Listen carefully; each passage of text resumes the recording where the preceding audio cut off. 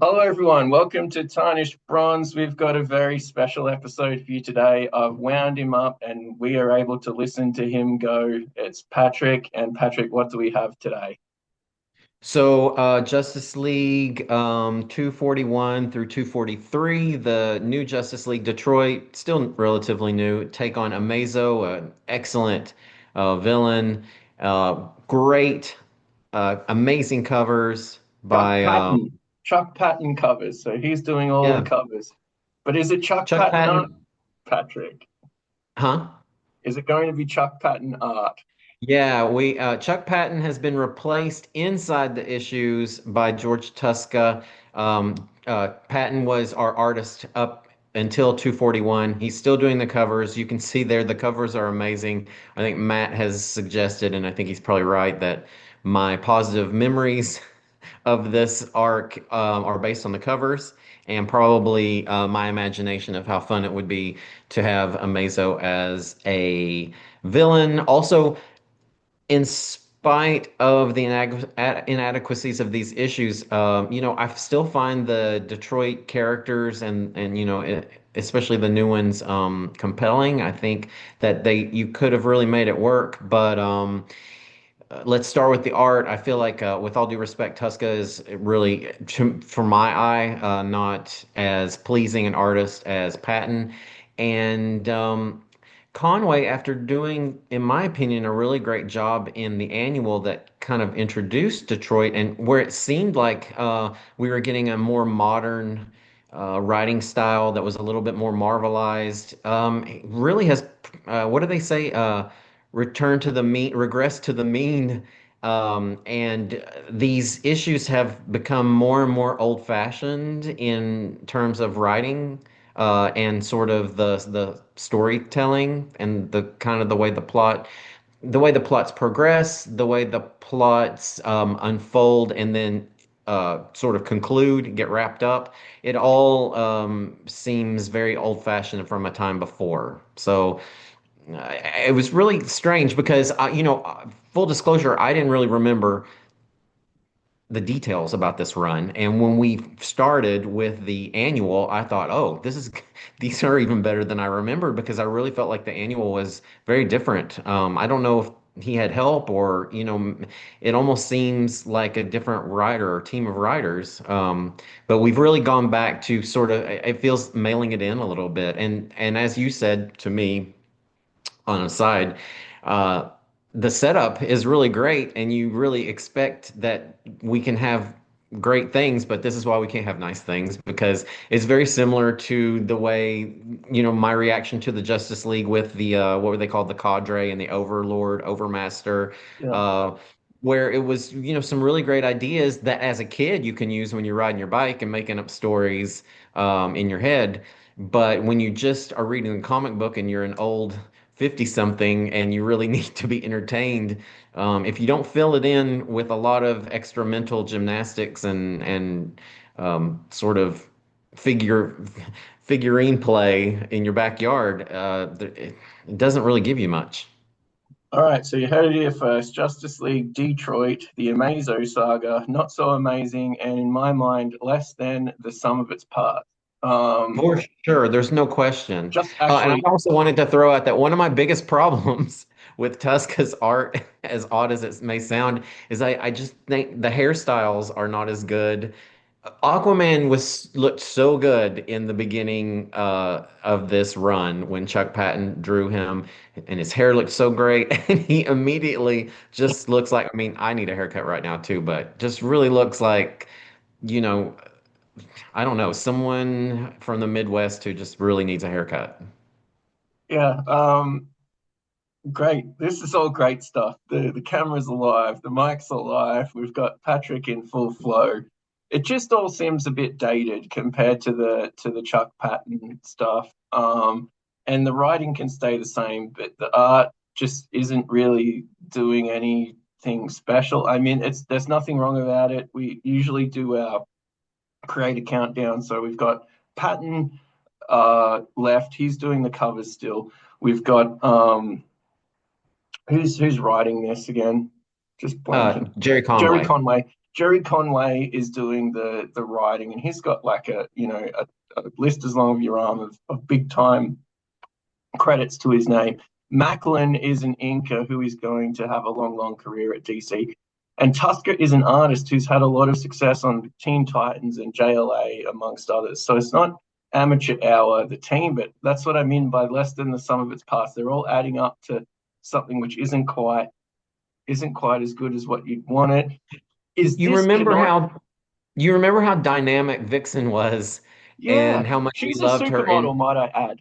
A yeah, supermodel. and just in the what is it, the gourd ox, Mm-hmm. in that fight, and how much we loved the way there was so much dynamicism in every drawing of her. But look at her doing her little flip over Aquaman. It just doesn't have the same effect. It's I can't draw. This is not about my art style. This is about me reacting to what I'm seeing and reading, and yeah, it's missing something. And so There's no way around it. these two seem to have a friendship, but is it that it kind of came out of nowhere that she's giving him marital advice, which I just found a little bit weird. Like Jerry Conway has been writing the last 10, or it seems like 50 issues, but it's probably only 10. Um, you could have planted a few more of these seeds. And then the datedness is just, we used to have like, so it's obviously dated because Vibe is from the 80s, but this seems like old even before its time. So on the left, we've got Steel and Vibe going through the neighborhood. And this is like a Archie comic from 1953. Like it just seems so old. That's actually a good point that they didn't set up the Vixen prying into Aquaman's life. I hadn't actually thought about that. But yeah, she's somehow convinced him that he should go off and find his wife. But nobody that has actually known him for years has bothered to have that maybe that would have been better coming from Zatanna, for example, or but Yeah. anyway, yeah, and the whole Vibe and Steel thing, so they're having another fight about Paco's sister Rosa, and it just seems very contrived, and it goes on for 4 pages, which is just so much filler. It's just a lot of words, and it's really retread of what we already know. It's nice that they have some sort of backstories or B plots, but we already know that B plot, and I know it can be somebody's first comic, but they don't need 4 pages of it. There's just no way. The other thing, especially, I'm glad that you took a shot of this because, yes, it seems dated, but what especially seems dated is this new costume. Like, why did they? I really liked his old costume. Now, I Yeah. don't know if that's because I prefer Chuck Patton's art so much, but I actually it seemed so much less dated and there was something really attractive to the eye, in my opinion.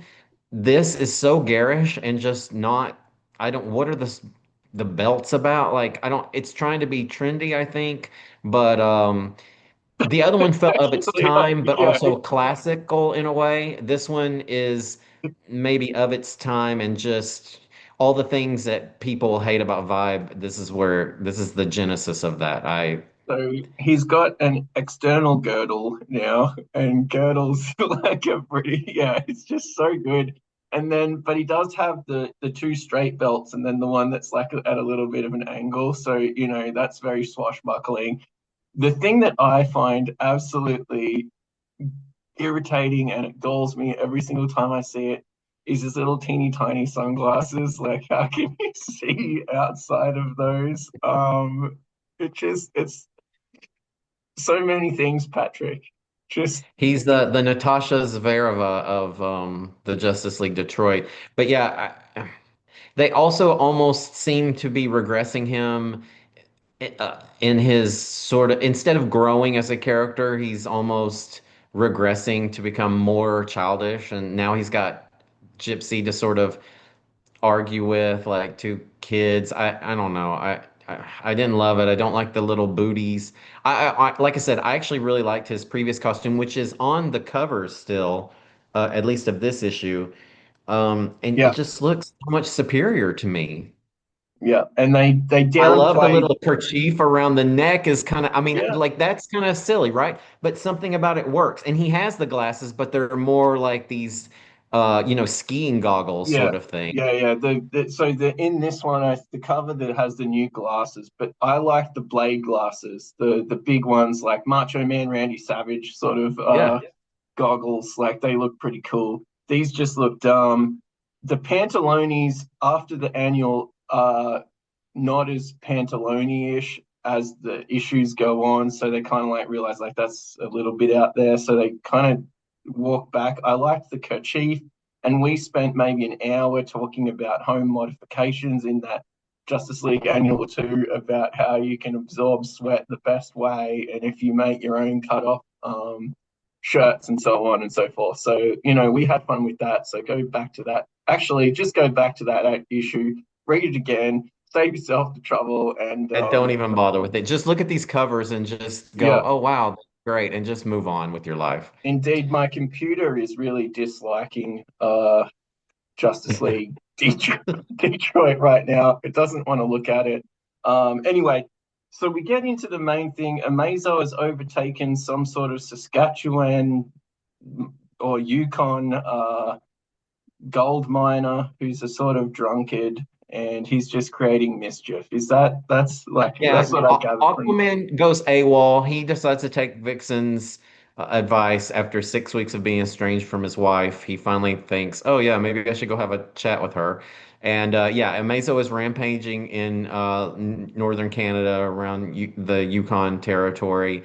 And Martian Manhunter decides that he needs to take the team up there. As soon as he lands, he splits them up, and he has no confidence in his leadership skills, which I just find weird because he's supposed to be hundreds of years old. He splits the team up. He and Dale stay with the supersonic transport, and Amazo bursts through the ground and surprises them and sort of knocks them out. And really, this issue, that's all that happens. It's just really a setup issue with a lot of filler, to be honest. Yeah, just a bit dull. Just Yeah. it's a bit dull. Great cover here. This is the second part of it. This is 242. Chuck Patton's still on covers. I don't know what's going on with Elongated Man, but that is the scariest shit. That face, like if I saw that, yeah. And just why we don't need him in these issues. He was always my least favorite part of these issues, even when I was a kid. Just don't care for him. By the way, the first page, I actually quite like Tuska's underwater world stuff. Mm. So, I mean, he does excel at that. Maybe he was an Aquaman guy from back in the day. His Aquaman hairstyle looks better underwater. Yeah. So he kind of gets that across. Like, if we had an underwater special of the Justice League Detroit, like, Tuska's your guy. So I don't want to rag on him too much. It's a combination of just the layouts as well that probably aren't doing him any favors. Stuff like this, where Gypsy is kind of an irritating character here. She Um, looks good though. I think yeah, that she looks yeah, really good there. but just the sort of secretiveness of her and stuff. It's not, you know, she They're was not curious. She was the one who was hanging around the Justice League, and now she's the sort of person who's being very reluctant to talk. That's what I mean by the Conways doing things that don't make any sense, like from month to month, day to day, as far as this her story. character development is not linear at all. I mean, that's a problem. And you're exactly right. She's another one who's sort of regressing.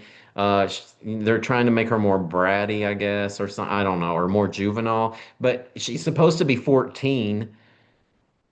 Do you know any 14-year-olds who act like that? Like, I don't, the whole thing is kind of weird, but they're also experimenting with her powers. So now she's projecting a chameleon image at a Okay. bear. So, ooh, I think I'm going to sneeze. She and Ralph are surprised. Oh my God, look, And that's I'm like vibe. that's I'm it's, vibing. yeah. So Patrick, they say that everyone becomes the thing that they hate the most. So I you've like reached. the thing is, I really like Vibe. I just hate this. And people online and people at the time they hate him. I think he died at some point shortly after, and people loved it, right? I mean, people just love to hate him. Actually, really, I like the character all right. I feel like they made him a little bit more juvenile than he, Yeah, he let doesn't. him grow as he. There were certain instances where he seemed like he was growing, right? He Yeah. stands up to his brother. He sort of um, he responds well when Steele actually asks his permission, in quotes, to date his sister. He shows these little kernels of growth, but then they always sort of regress back to the mean because they don't want to, I guess, change who the character is so that they can continue writing him the way they created him, I guess. But anyway, um, just want to point out, I do not hate him, but Ralph and Gypsy are taken out by Amazo. Steele, of course, is always, he never waits or follows orders, is all becoming a little trite and boring because these characters are really being written Okay. one-dimensionally. So He rushes why in, he's taken over by Amazo as well. the Steele, reason why we like this at all is because the Justice League big hitters are so boring. They're like encased in amber. And the reason why the Justice League Annual works so well is like, oh, we've cracked characters out of the amber and we can do what we want and we can have like different things and we don't need to obey the continuity of the Batman people and the Superman people and the Green Lantern people and so on and so forth. And yet here we are again, just with them doing the same shit all the time, except for this slingshot arm, which is pretty cool. Just I can't believe you like that. I actually put in my notes how stupid.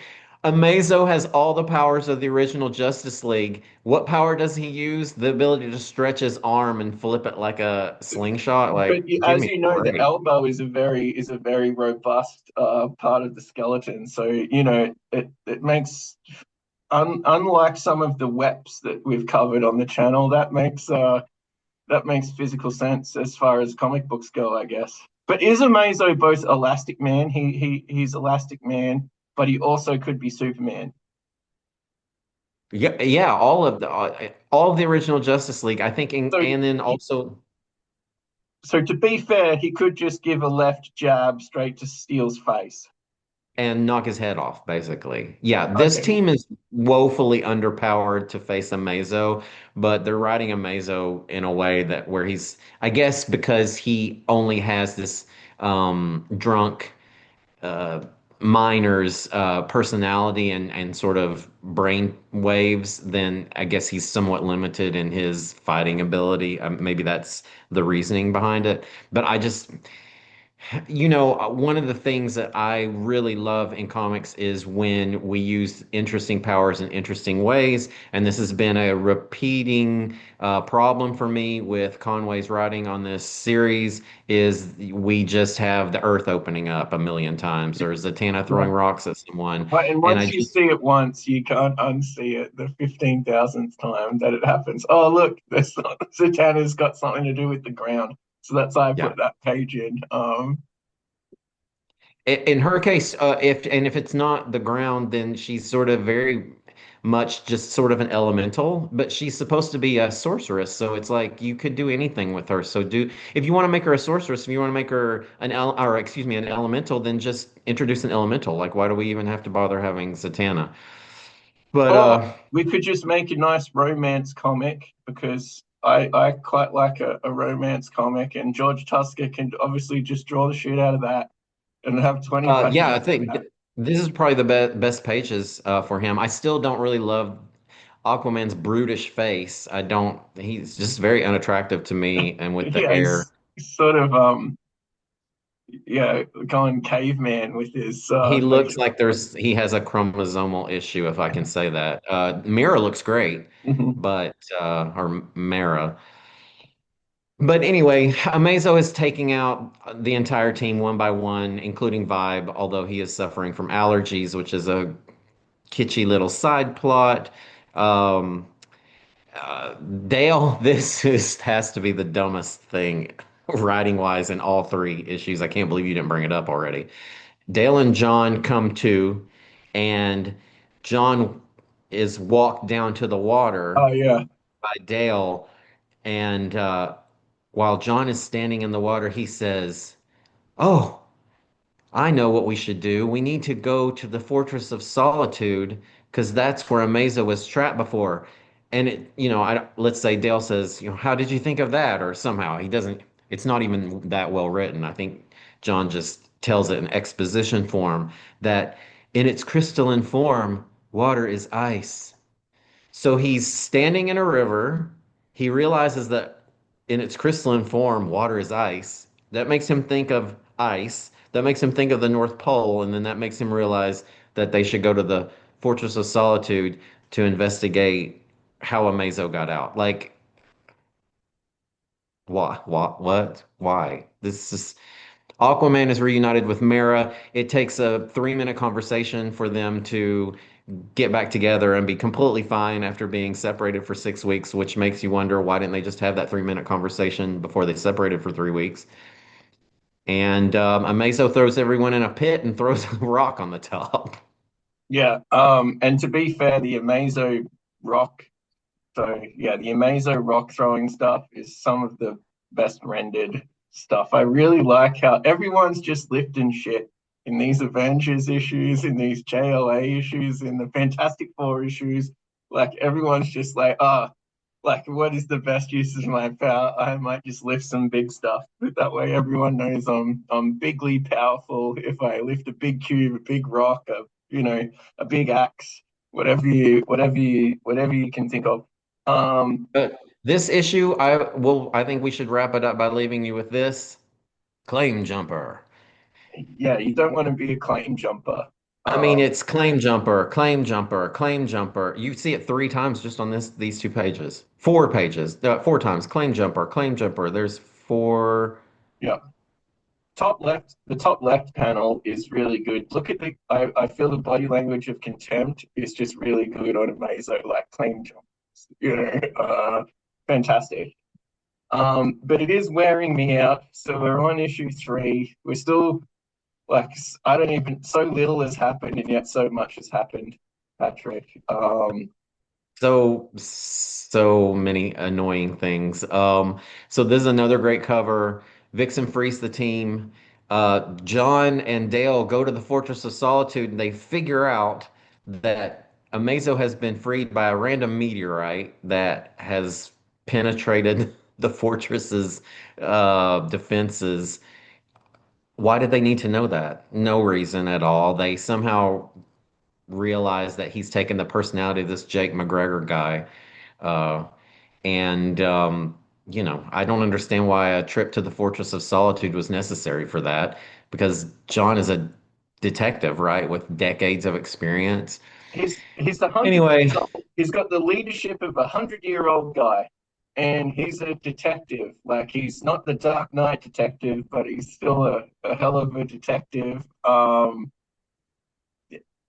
The mind boggles, Patrick, at what's going on in this. where are these characterizations coming from? It's like, well, we can't have a leader who doesn't question their leadership ability, but yet can't we? Like, I mean, there's Captain America, there's Reed Richards. We saw them having a pissing contest about who was the better leader in Marvel, but over on this side, or I guess, uh, Captain Marvel was the same way, right? Like when she was arguing with Dr. Druid, every single decision she made, oh, am I making the right decision? Like, come on. At some point, you got to get over that, right? I don't know. So, I just hate being told the same thing over and over. so water in its crystalline form is ice, and these guys are in the Fortress of Solitude on the right here, and there's not that much ice. I noticed it was just sort of like a dirt cave as opposed to Superman's like icy Fortress of Solitude. So I had to have that be commented upon. Not the greatest sort of SF headquarters I've ever seen. I do like the callback through on this left-hand panel. Remember, we had all those cheap black panels of the claim jumpers at the end of the last episode, and then they were burying Vixen and Steel. That works for me on this left-hand panel. So it's not all terrible, but I'm really trying to find things to sort of highlight in this issue, Patrick, because like even the fight scene is a bit Almost nothing tame. happens. Aquaman and Mera show up, and then the entire team try to stop Amazo's rampage, but they're unsuccessful, but nothing really happens. I feel like maybe he punches a couple of them. Like you don't really see many powers used. There's just not much back and forth. And then at the 11th hour, Martian Manhunter comes in with the brilliant idea of showing up as the guy that Amazo has killed and absorbed. And basically, that causes him to short circuit. And that's about it. That Which is is very much the Dr. Destiny confronted by the League and just pass out instead of having any sort of conclusion to the story. Aquaman, our big takeaway is then Aquaman realizes that he needs to resign from the team. So this has been his team. He's been around for a little while. He's been a complete ass to everybody. He's used his mental telepathy against his own team members. Then he went and made up with his wife and says, "Yeah, I'm out." So so. I'm really shocked that they were able to drag this out over 3 issues. I don't know how that they were able to do that. The covers are great, but really, like I said at the beginning, that this team was not equipped to fight Amazo. It was a nice idea. I love Amazo as a villain, as a character when he's used properly, but he's someone who has the power of the original Justice League. Like, how is he going to fight I would have these? thought the whole point of this was to show a mirror to the new Justice League. Like, I don't know, I'm no writing expert, but that to me seemed a point of drama. Like, oh, how are we going to fight Superman? We're just like vibe and steel and stuff. They didn't go into that at all. It was all about mining disputes and so on and so forth. Like, just really bizarre. Patrick, this isn't even in the category where it's a misfire in the sense that it aims for something, it misses it so wholeheartedly that you can't help but be enjoyed by the absolute absurdity of it. Some comics I love for the fact that they're just so absurd. This is not that. It just is.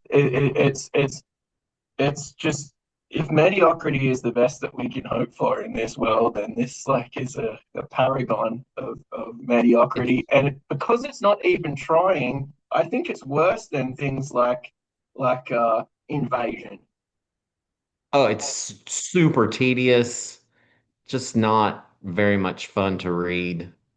It's Um, pointless. Yeah, it just yeah, so I'm a big sucker for a lot of those bombastic, stupid comics like the Max, for example, or Pit, which is where you just have a massive alien dude just fights. Like it does what it says on the tin. It aims for this. It reaches it. We all know it's absolutely crazy, but we get on board with it. This is trying to not be that. This is trying to be a bit more clever. This is by the guy who kind of killed Gene, not killed Spider-Man's girlfriend. I'm just blanking on her name. Mary Uh, Jane or Gwen no, Stacy. yeah, yeah. And so so this guy has his drama chops, and like you wouldn't know it from this issue.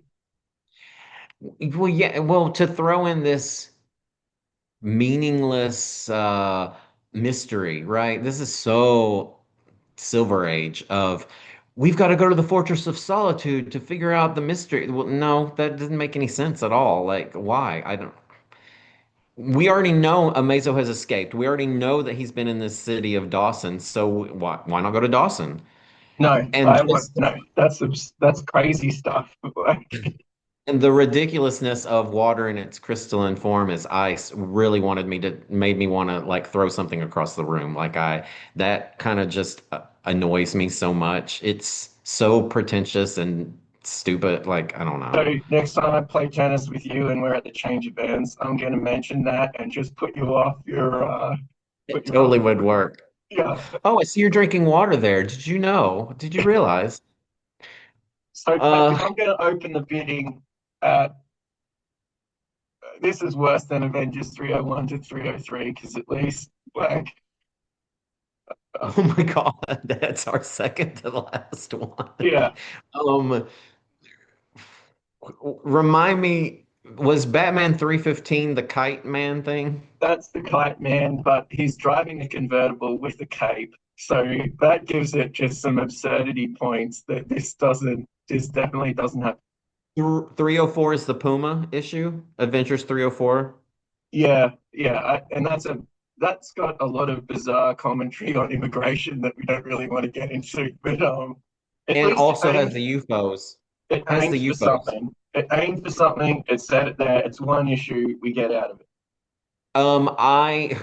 As much as this annoyed me, do like Amazo. We do have a few things. Aquaman gets back with Mira and then The does the Aquaman. team. So George Tuska, Aquaman, match made in heaven. Let's The romantic panels were nice. Vixen gets a few good moments. Um, there was that good shot of Gypsy. I'm gonna say, I know you're not gonna like this. I'm gonna say under Avengers 304, the Puma saga with the immigration commentary, and then I'm gonna say above Batman 315, even despite the Real Housewives of Gotham panel of Selena Kyle throwing the drink in Bruce Wayne's face, excuse me, and Kite Man, just the silliness of him. I'd be willing to go one below Batman 315, but my first jump off is directly above Batman 315. But then I'll take your bid. Okay. So do you think that the current Justice League could beat Still and or Kite Man? Could beat Kite Man? Yeah, like without going to the Fortress of Solitude. Do you think that the current Yes. Justice This Detroit Justice League. Yeah, yes, yes. Come on. Yes. Okay, all Yes. right. So, but do you think that they look as glorious as someone driving around with their awesome hairy chest and their like convertible car with It was their only full? one panel though. I'll let it be below Batman 315 if only because like we said about it's very similar.